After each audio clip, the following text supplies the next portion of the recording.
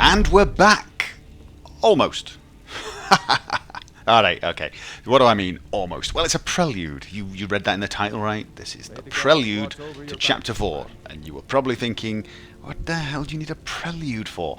Right.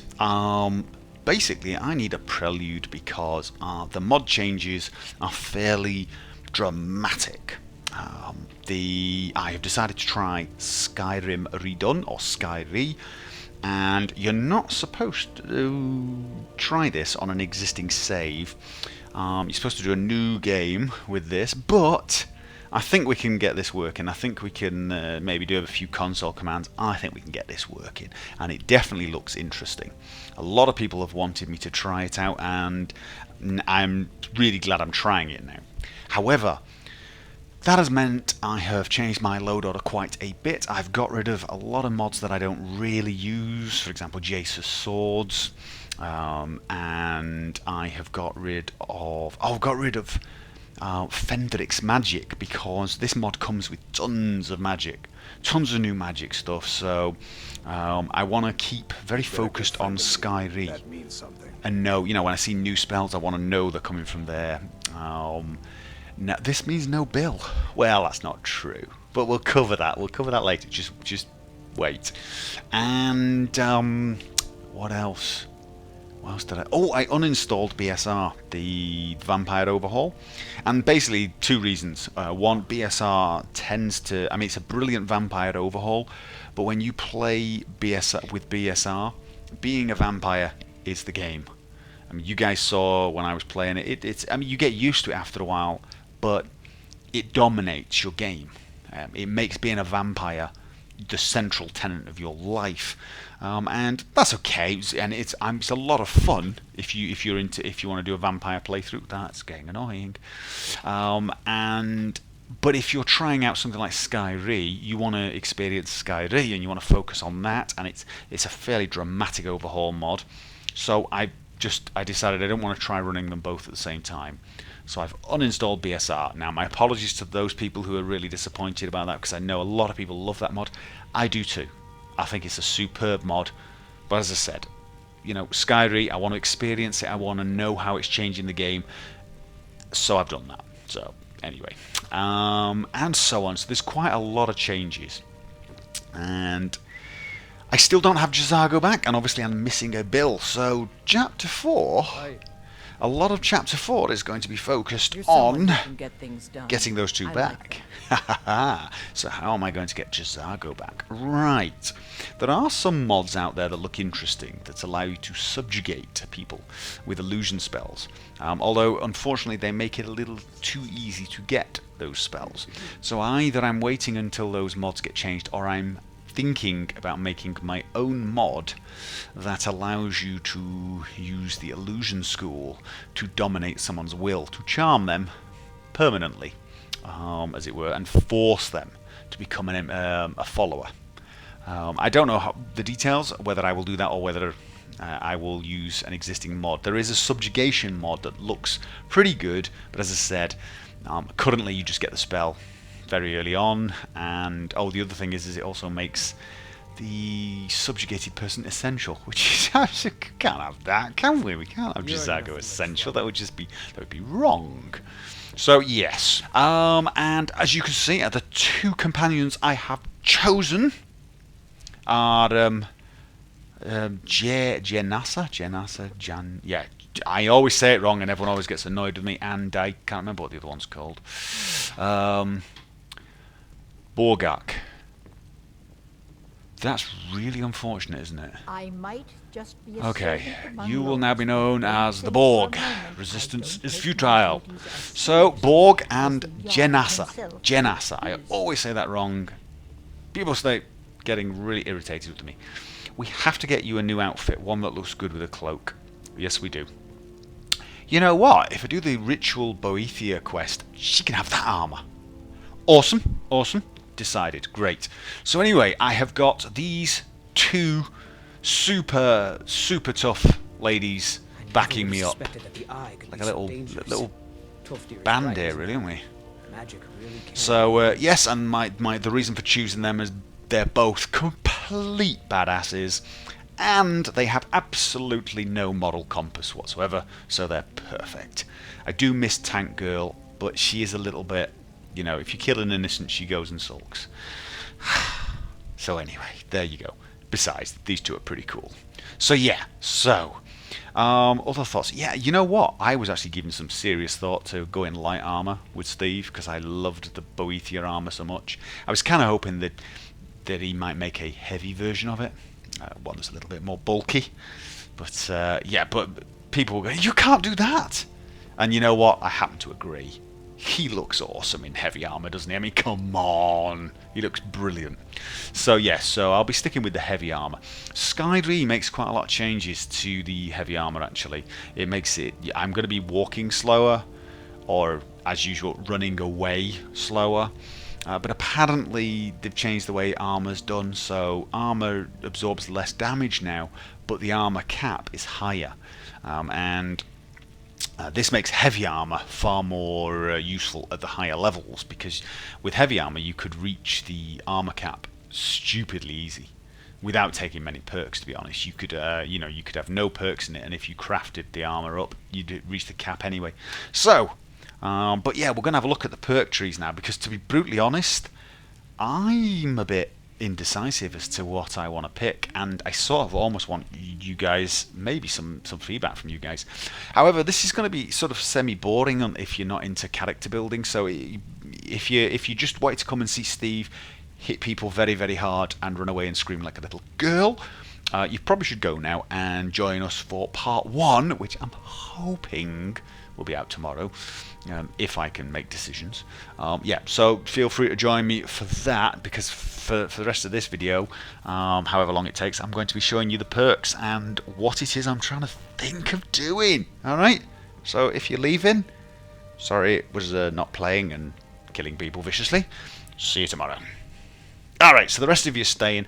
Here's the deal, right? Skyrim completely changes the perk trees. So you get a potion, you respec. I get 45 perks now. That's 41 for the levels I gained, and 4 because I used some dragon souls and turned them into perks. This potion calculates it all, which is really kind of cool a bit. But here's the thing, right? I've had a look at Conjuration. Conjuration, which has got like a Daedra line, which I'm going to ignore. But it's got Necromancy line, which is very cool. You start with Harvest. You can harvest flesh, organs, and bones from kills. Very cool.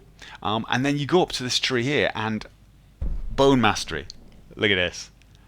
I can use harvested bones to animate skeleton warriors. Brilliant.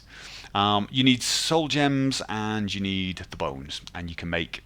And depending on how many ranks you get in, it depends on what type of skeletons you can make. We're going to build Bill. We're going to build one. The only problem with this is I can't summon Bill, point at people and say, have a Bill. Sorry about that. I know a lot of people liked that saying, but Bill's going to be a permanent feature. And won't be... my guess is that doesn't improve your summon skill, your conjuration skill. But I do think they don't count towards... summoned creatures. They might though, but if they do, that's really annoying.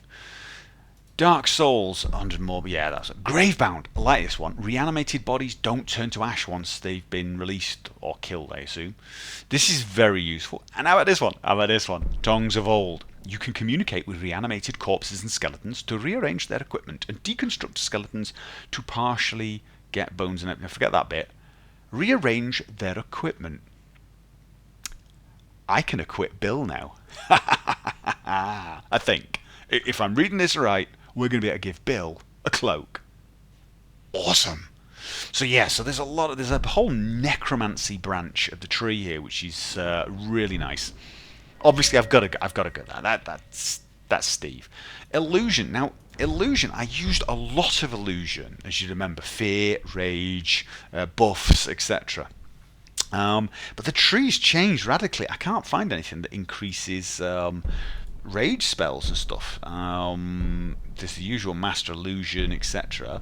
But one interesting thing is dual casting now allows you to affect things like undead, dwarven constructs. So this means I can't just one hand against undead or constructs, but if I change to both hands, I can really hit them with fear, which is useful.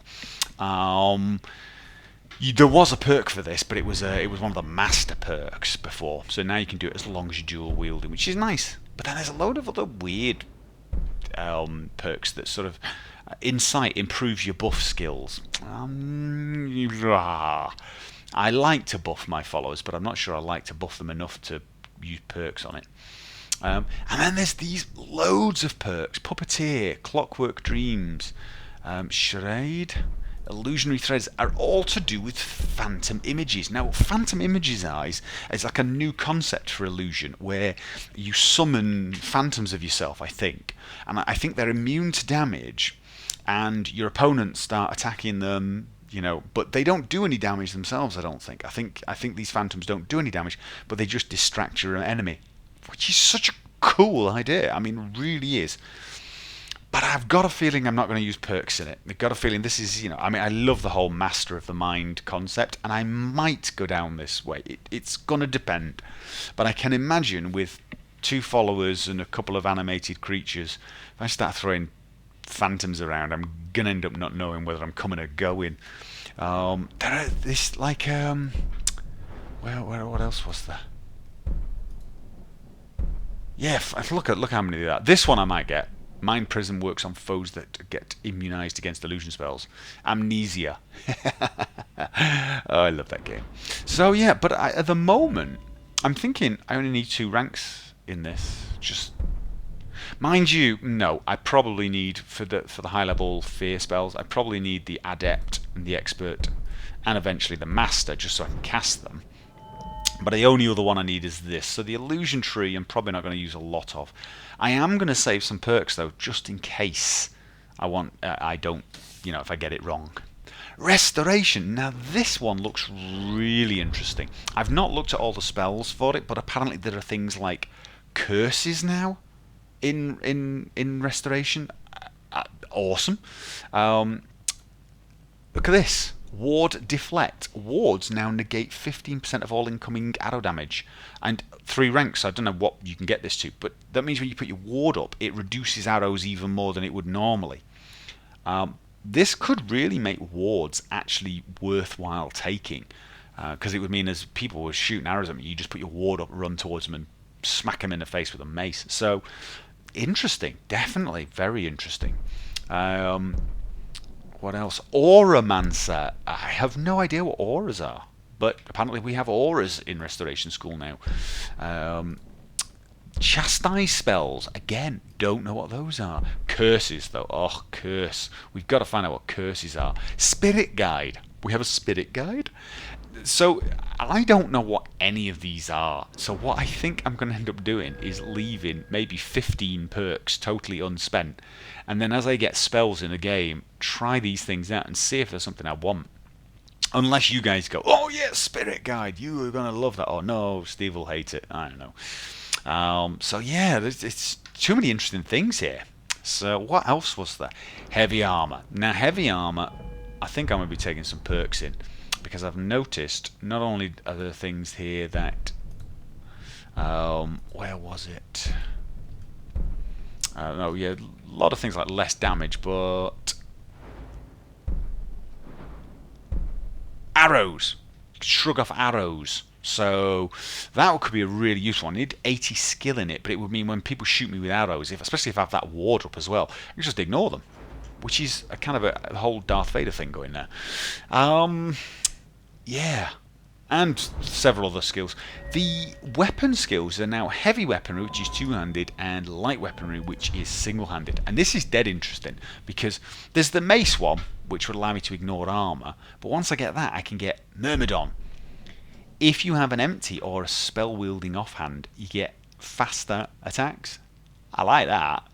I'm definitely going to put some ranks in that.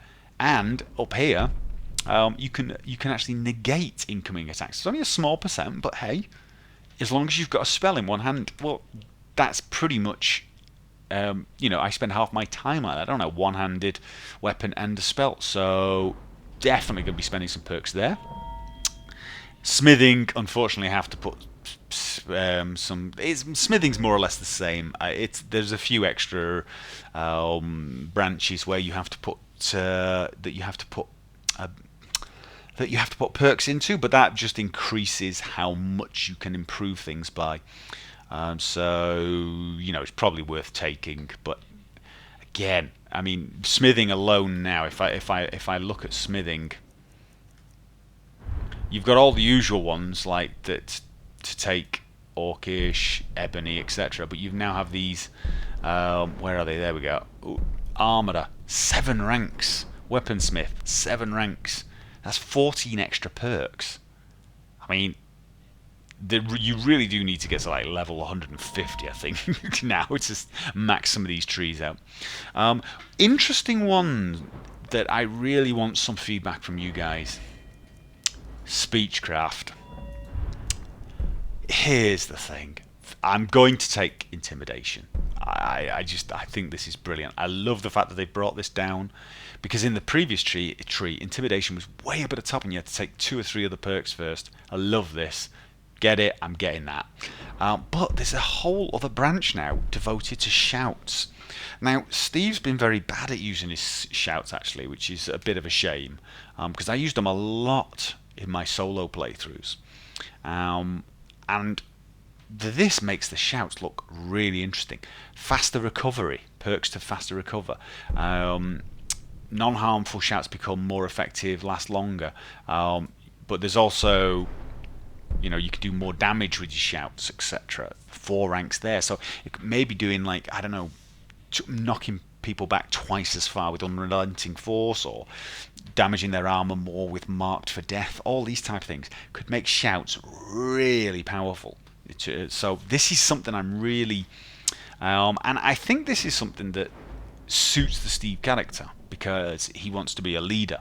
And as you can see, speechcraft is something you end up always raising anyway. So I don't know. So I'm really leader's voice.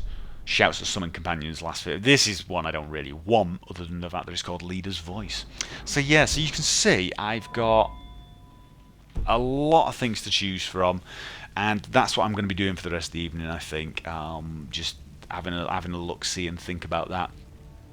Oh, and of course I'm probably going to have to buy some spells. I'll start with the wizard that's here, and we'll pick spells up as we go along and figure out how things are done. So this, with Skyrim in, I think the gameplay is going to be radically changed. I may drop the difficulty a rank to expert rather than master, just for now, just until we get the hang of things, because apparently I'm using all of the ESPs except the race one and the standing stones, so we could be finding very tough opponents, we could be finding opponents scaled better to my level, etc. So as not to get instantaneously wiped the second we leave the doors, I'll probably drop it to expert rather than master, and see how we go from there. This is, from what I gathered from a lot of people, playing with Skyrim installed is a sort of completely different experience. So it's almost like you're relearning how to play from scratch, not to mention the fact that I've been away for a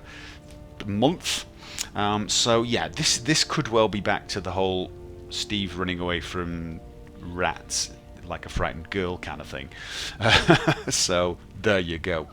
I hope I will get this started tomorrow. So expect part 1 very soon indeed, and apologies for it not being already done. Skyrim takes a lot more time to get set up than I realised. Anyway, should be fun trying this out. So I will see you guys next time.